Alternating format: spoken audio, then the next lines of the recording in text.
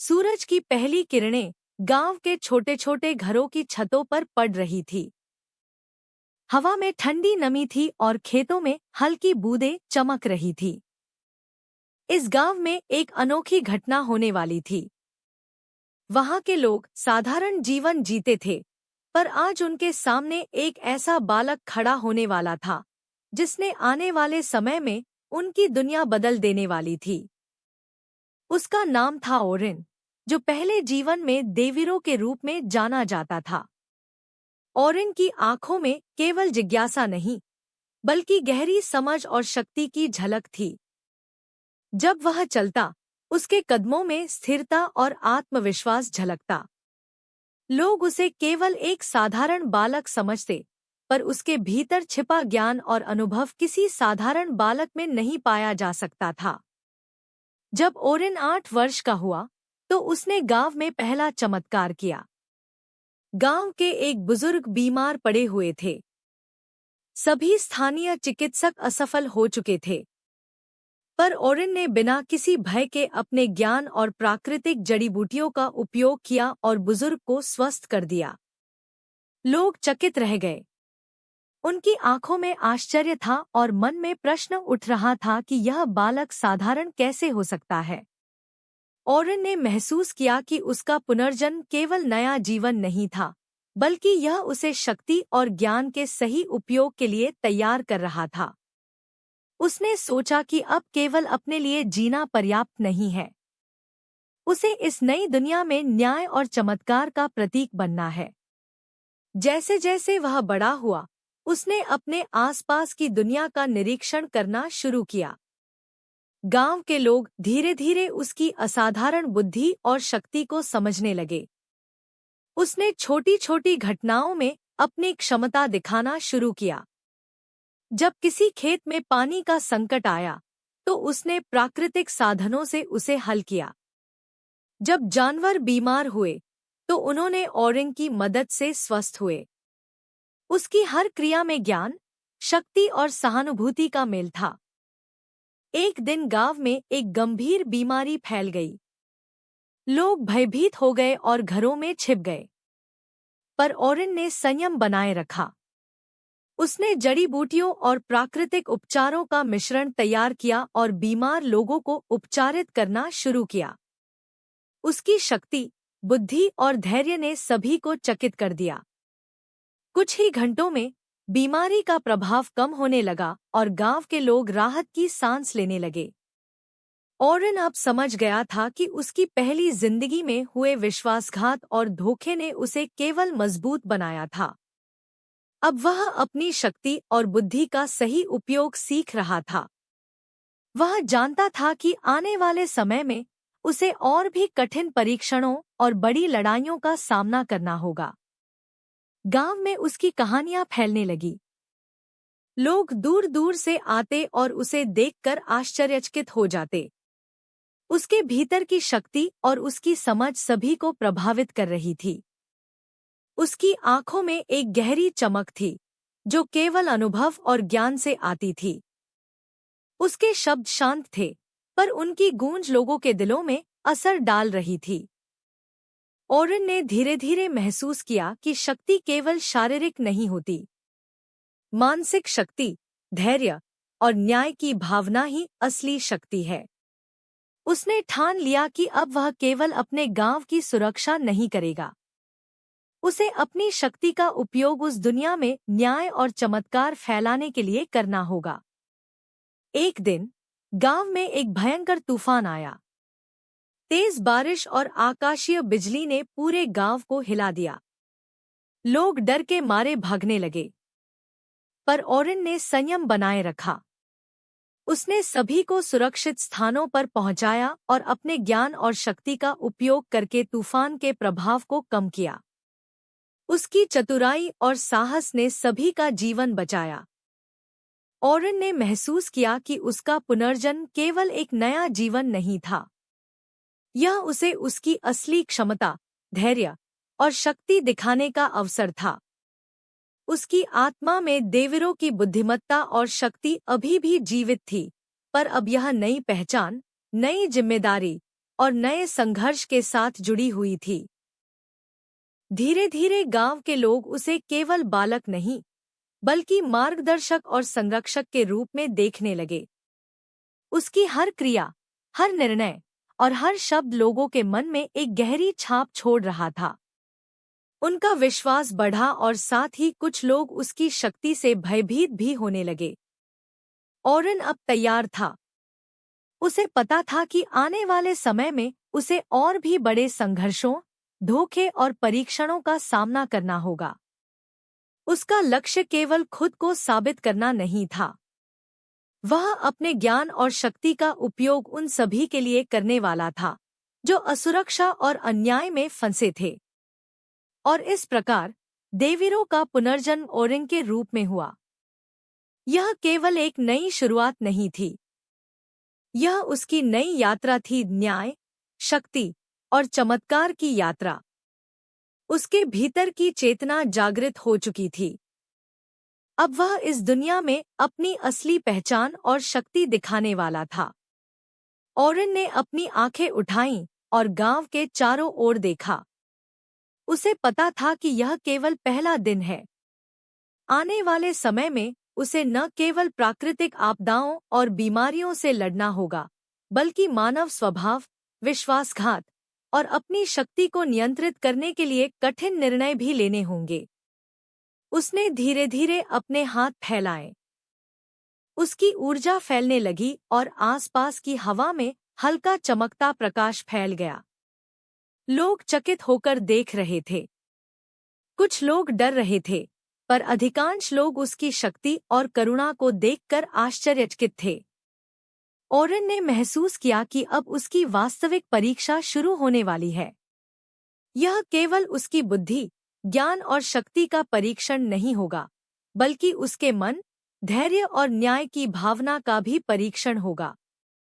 और इस प्रकार एपिसोड 2 सीन 1 समाप्त होता है। ओरेन अब अपने नए जीवन में पूरी तरह सक्रिय हो चुका था। उसकी शक्ति, बुद्धि और आत्मा के सभी तत्व जागृत थे। आने वाले समय में वह नए अनुभव, नई लड़ाइयाँ और नए चमत्कार दिखाने वाला था। यह केवल शुरुआत थी। ओरेन के नए जीवन में पहली बार असली चुनौती का सामना होने वाला था। गांव के लोग उसकी शक्ति और बुद्धि को जान चुके थे, पर हर शक्ति की तरह उसके आसपास लोग ईर्ष्या, डर और संदेह से भरे हुए थे। गांव के कुछ लोगों को अब भी विश्वास नहीं हुआ कि यह बालक साधारण नहीं है। उनका मन यह मानने को तैयार नहीं था कि इतने छोटे बच्चे में इतनी समझ और शक्ति हो सकती है। एक दिन गांव में एक विदेशी व्यापारी आया। उसके साथ 2 सिपाही और एक रहस्यमय युवक भी था। यह युवक अपने काले वस्त्र और गहरी आंखों के कारण गांव वालों के लिए डर का कारण बन गया।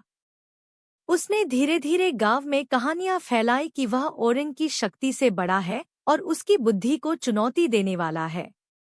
ओरेन ने देखा कि यह युवक केवल सामान्य नहीं है। उसकी दृष्टि तेज और चालाक थी। उसका हर कदम, हर मुस्कान और हर शब्द एक गहरी योजना का हिस्सा था।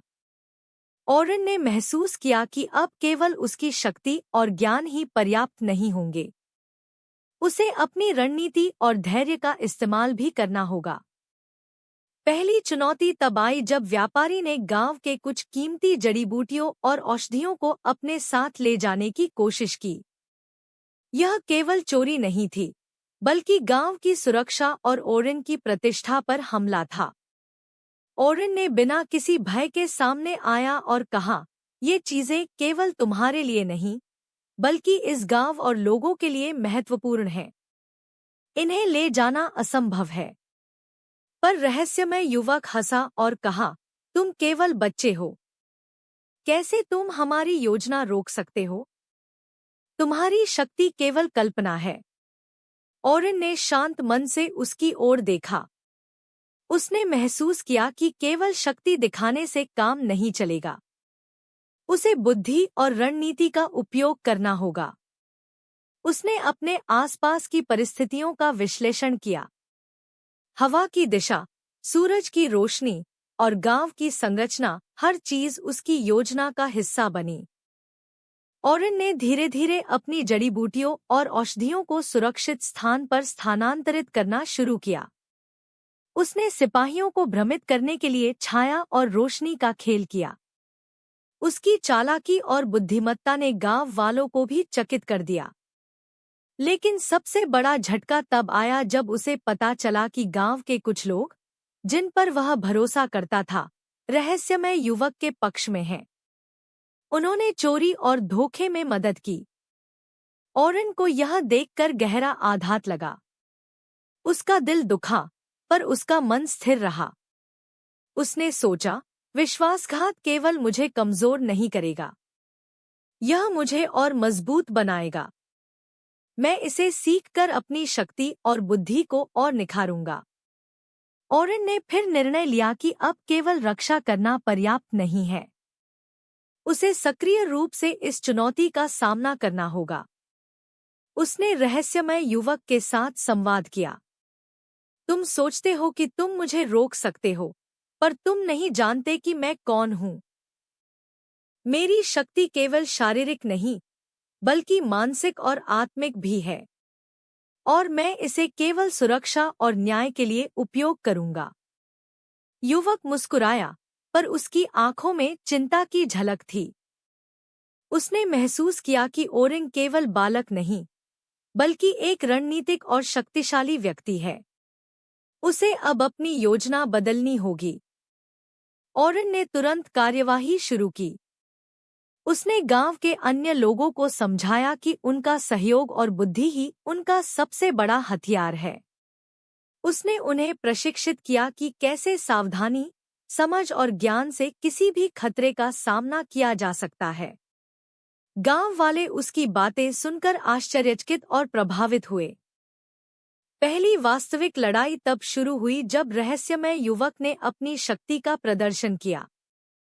उसने तेज हवाओं और अजीब प्रकाश से हमला किया, पर ओरेन ने अपनी बुद्धि और शक्ति का उपयोग किया।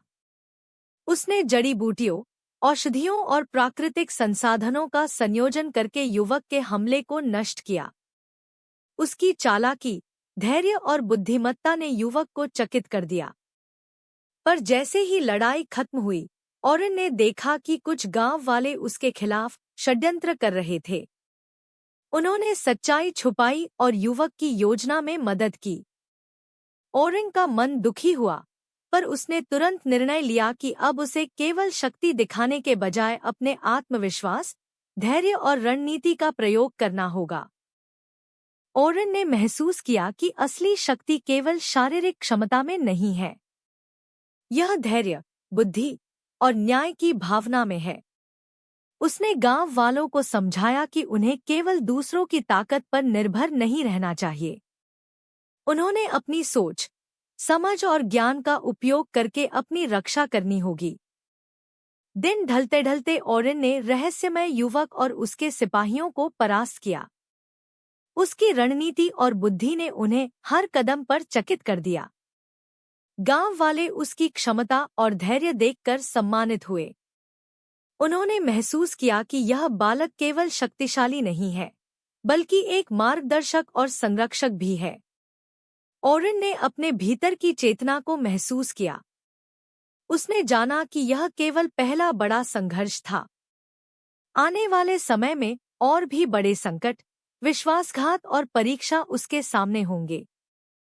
पर अब वह तैयार था। उसकी बुद्धि, शक्ति और धैर्य पूरी तरह जागृत थे। और इस प्रकार एपिसोड 2 सीन 2 समाप्त हुआ। ओरेन ने पहला बड़ा संकट पार कर लिया, पर उसके आगे और भी कठिन रास्ते और चुनौतियां थी। यह कहानी अब और भी रोमांचक, संघर्षपूर्ण और शक्तिशाली मोड़ पर थी।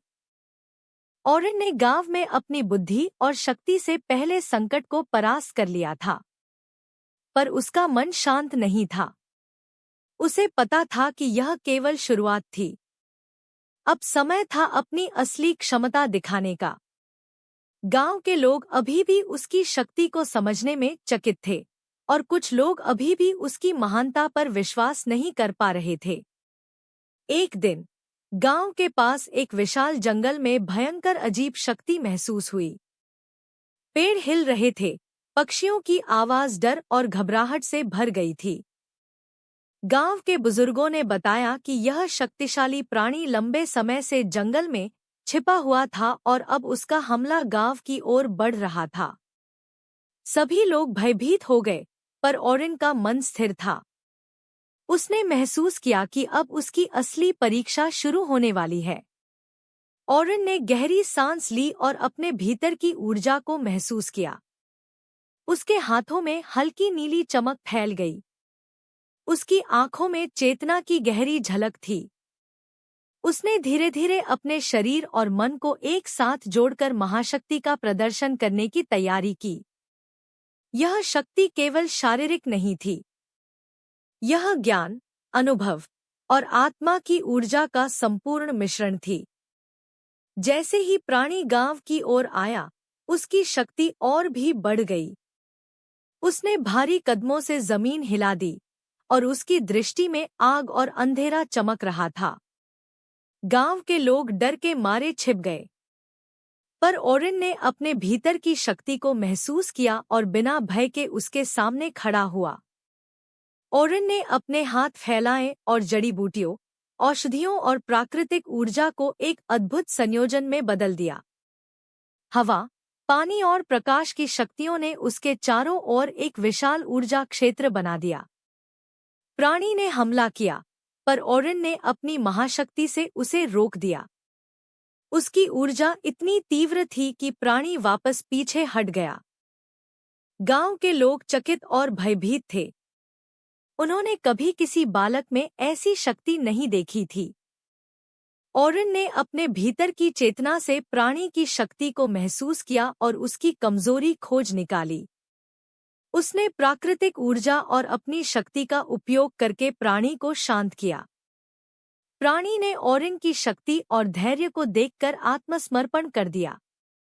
ओरिन ने महसूस किया कि शक्ति केवल हमला करने में नहीं, बल्कि संयम, बुद्धि और न्याय के लिए उपयोग करने में है। उसने प्राणी को गांव की सुरक्षा के लिए प्रशिक्षित किया और उसे अपने मित्र के रूप में स्वीकार किया। गांव वाले अब उसकी महानता और न्यायप्रियता को पूरी तरह समझ चुके थे। इस विजय के बाद ओरिन ने महसूस किया कि उसकी असली क्षमता जागृत हो चुकी है। अब वह केवल एक बालक नहीं, बल्कि इस नई दुनिया का संरक्षक और मार्गदर्शक बन चुका था। उसकी शक्ति, बुद्धि और न्याय की भावना सभी के लिए प्रेरणा बन गई। गांव में धीरे धीरे उसकी कहानियां फैलने लगी। लोग दूर दूर से आने लगे, उसे देखने और उसके ज्ञान से सीखने। ओरिन ने सभी को समझाया कि शक्ति का वास्तविक उपयोग केवल सुरक्षा, न्याय और दूसरों की भलाई के लिए होना चाहिए। उसकी हर क्रिया में समझ, शक्ति और करुणा का मेल था। ओरिन ने महसूस किया कि आने वाला समय और भी कठिन होगा। उसे नए प्रतिद्वंदियों, धोखेबाजों और प्राकृतिक आपदाओं का सामना करना होगा। पर अब उसका मन स्थिर था। उसने अपने भीतर की शक्ति और चेतना को पूरी तरह समझ लिया था। अब वह किसी भी चुनौती का सामना कर सकता था। जैसे ही सूर्य की किरणें गांव पर पड़ रही थी, ओरिन ने अपने हाथ फैलाए और चारों ओर ऊर्जा का प्रदर्शन किया। उसका चारों ओर फैलता हुआ प्रकाश गांव को और भी जीवंत और सुरक्षित बना रहा था। लोग उसकी शक्ति को देखकर आश्चर्यचकित थे। उन्हें अब पता था कि ओरिन केवल बालक नहीं, बल्कि भविष्य में महाशक्ति का प्रतीक है। ओरिन ने अपने भीतर की चेतना को महसूस किया। उसने समझा कि यह केवल पहला बड़ा विजय था। आने वाले समय में और भी बड़े संकट, विश्वासघात और परीक्षा उसका इंतजार कर रहे हैं। पर अब वह पूरी तरह तैयार था। उसका मन, शक्ति और बुद्धि सभी जागृत थे। गांव के लोग उसके आसपास इकट्ठा हुए। उनके मन में अब श्रद्धा और सम्मान था। कुछ लोग अब भी डर रहे थे, पर अधिकांश लोग उसके ज्ञान, शक्ति और न्यायप्रियता से प्रभावित थे। ओरन ने महसूस किया कि अब उसकी जिम्मेदारी केवल खुद तक सीमित नहीं है। उसे इस नई दुनिया में न्याय, शक्ति और चमत्कार फैलाने होंगे। और इस प्रकार एपिसोड 2 सीन 3 समाप्त हुआ। ओरन ने अपनी पहली बड़ी विजय हासिल की, महाशक्ति का प्रदर्शन किया और गांव के लोगों के दिलों में अपनी महानता का प्रभाव छोड़ा। उसकी यात्रा अब और भी रोमांचक, चुनौतीपूर्ण और शक्तिशाली होने वाली थी। यह केवल शुरुआत थी।